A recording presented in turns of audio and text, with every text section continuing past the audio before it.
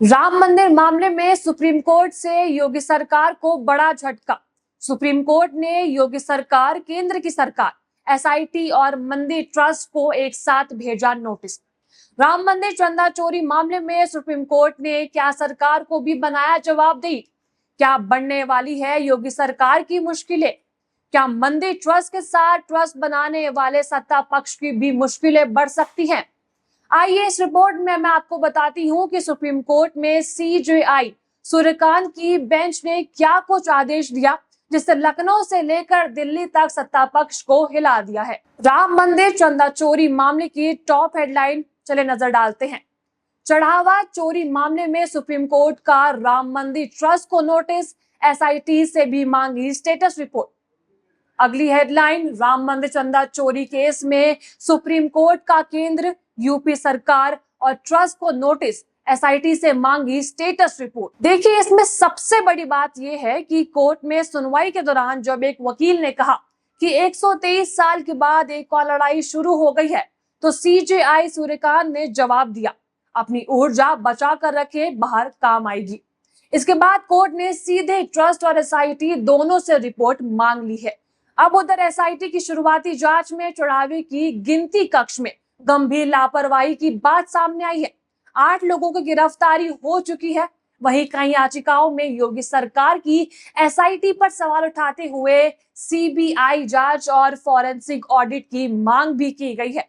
तो क्या ये मामला अब सिर्फ चोरी तक सीमित नहीं रह गया है? क्या अब सुप्रीम कोर्ट की निगरानी में जांच की दिशा बदल सकती है? और क्या अगली सुनवाई योगी सरकार के लिए अहम साबित होगी? नमस्कार, मैं हूं आपके साथ उन्नति कोटियाल। आप देख रहे हैं पीआर। इस पूरी खबर में कोर्ट ने क्या क्या हुआ, किसने क्या मांग की और इस मामले में कानूनी पहलू क्या है, सब कुछ मैं आपको विस्तार से बताऊंगी। वीडियो को आखिर तक जरूर देखिएगा।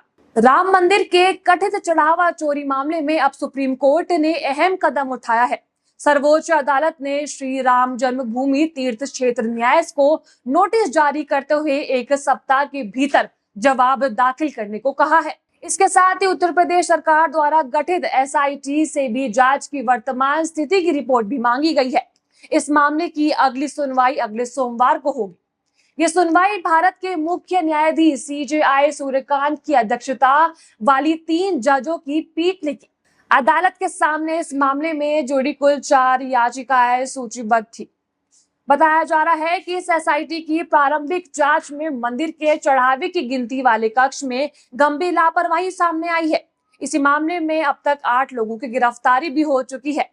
याचिकाओं में मांग की गई है कि इस पूरे मामले की निष्पक्ष और पारदर्शी तरीके से जांच हो। कुछ याचिकाओं में सीबीआई जांच की मांग की गई है, जबकि एक याचिका में सीबीआई की विशेष टीम बनाकर जांच कराने और मंदिर ट्रस्ट के वित्तीय लेन देन का फॉरेंसिक ऑडिट कराने की भी मांग रखी गई है। याचिकाकर्ताओं का कहना है कि मंदिर में श्रद्धालुओं द्वारा दिया गया दान सार्वजनिक विश्वास से जुड़ा है, इसलिए इसके प्रबंध में पूरे पारदर्शिता और जवाबदेही होनी चाहिए। इसी बीच इस मामले को लेकर याचिकाकर्ता में शामिल आरजेडी सांसद सुधाकर सिंह का भी बयान सामने आया है। उन्होंने सुप्रीम कोर्ट की कार्रवाई का स्वागत करते हुए कहा कि अब इस पूरे मामले की निष्पक्ष और पारदर्शी जांच होनी चाहिए, ताकि श्रद्धालुओं के मन में उठ रहे सभी सवालों में जवाब मिल सके। सुनिए इस मुद्दे पर आरजेडी सांसद सुधाकर सिंह ने क्या कहा। आज माननीय सुप्रीम कोर्ट में राम मंदिर के भीतर अयोध्या में हुए व्यापक पैमाने पर चोरी और गड़बड़ी के खिलाफ सुप्रीम कोर्ट में हमने जो पीआईएल दाखिल किया, आज माननीय सुप्रीम कोर्ट के कोर्ट में सुनवाई होने जा रहा है। ये बहुत विशद सवाल है। यह सवाल केवल पैसे की चोरी का नहीं। मेरी जो मान्यता है कि देश के 145 करोड़ जो राम को मानने वाले लोग हैं, उनकी आस्थाओं के साथ चोरी हुआ है, जिसका कोई भरपाई नहीं कर सकता। लोगों को विश्वास रहता है कि हमारे मंदिर में जो हम दान देते हैं, जो पैसा चंदा देते हैं, और उसके जरिए मंदिर के जरिए सेवा होता है गरीबों का। इस विश्वास पर इस देश के लोगों ने राम मंदिर के निर्माण के दौरान भी अरबों रुपए दिए, जिसका आज तक देखेंगे कि कहीं पर भी आपको ट्रांसपेरेंट तरीके से डिस्प्ले नहीं है कि मंदिर में कौन कौन दान दिया, कितना कितना दान दिया। जब दान गया, जब निर्माण की प्रक्रिया शुरू हुई तो उस निर्माण की प्रक्रिया के दौरान भी वहाँ पे मिट्टी से लेकर पत्थर खरीदने तक में व्यापक पैमाने पर दाम बढ़ा करके बिलिंग किए गए, ज़मीन खरीद में भी बिलिंग किए गए बढ़ा करके। इससे भी इन लोग का पेट नहीं भरा। जो संघ के लोग हैं, जो बीजेपी के लोग हैं, जो राम मंदिर ट्रस्ट के ट्रस्टी हैं, जब मंदिर में जब चढ़ावा आने लगा, उस चढ़ावे को इन लोगों ने लूट लिया। कई साक्ष्य टीवी चैनल पे आप देख रहे होंगे कि 200 ईंट मिला था चांदी का, वो गायब है। सोना का गदा मिला था, वो गायब है। और इस तरह के जितने भी जो सोना चांदी मिला गायब पाए गए। पैसे जो जा रहे थे, गिनती में, काउंटिंग में भी सीसीटीवी फुटेज स्पष्ट रूप से दिखाई दे रहा है। 77 सीसीटीवी फुटेज से जहां पैसे की चोरी हुई है। तो ये तमाम सवालों को लेकर माननीय सुप्रीम कोर्ट में आज जो मैंने पीआईएल दाखिल किया है, आज सुनवाई हो रही है। मुझे उम्मीद है कि माननीय सुप्रीम कोर्ट से न्याय मिलेगा और इस देश के करोड़ों आस्थावान लोगों के सम्मान की रक्षा होगी।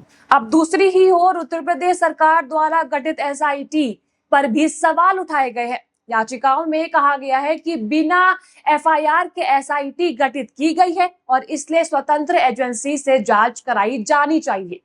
देखिए, अब ध्यान देने वाली बात यह है कि राम मंदिर ट्रस्ट का गठन स्वयं सुप्रीम कोर्ट के फैसले के बाद हुआ था। ऐसे में अब उसी ट्रस्ट में सर्वोच्च अदालत द्वारा जवाब मांगा जाना इस मामले को और अधिक महत्वपूर्ण बना देता है। हालांकि यह भी उल्लेखनीय है कि एसआईटी की प्रारंभिक रिपोर्ट में ट्रस्ट के पूर्व महासचिव चंपत राय का नाम शामिल नहीं बताया गया है। ऐसे में आगे की जांच और अदालत में दाखिल होने वाली स्टेट्स रिपोर्ट से भी स्थिति अधिक स्पष्ट हो सकेगी।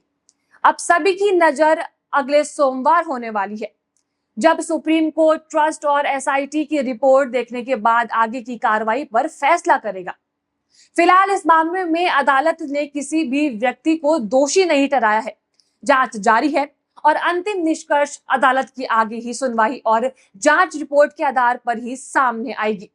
ऐसे ही बड़ी और तथ्य आधारित खबरों के लिए पीआरबी को सब्सक्राइब करें, वीडियो को लाइक करें और कमेंट करके जरूर बताइएगा, क्या धार्मिक ट्रस्टों के चढ़ावों का नियमित और निष्पक्ष ऑडिट होना चाहिए या नहीं। धन्यवाद।